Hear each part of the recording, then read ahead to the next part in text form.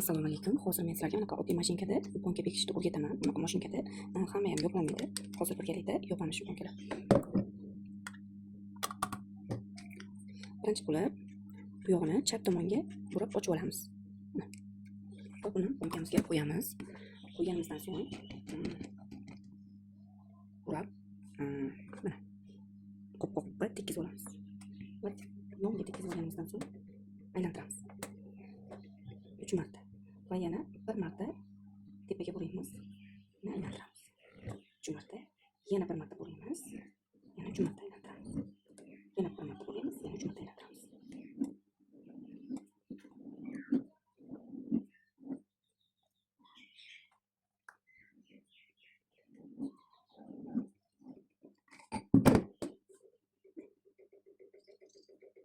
Va buni yaxshi o'rganib uchun to'ntarib qo'yamiz.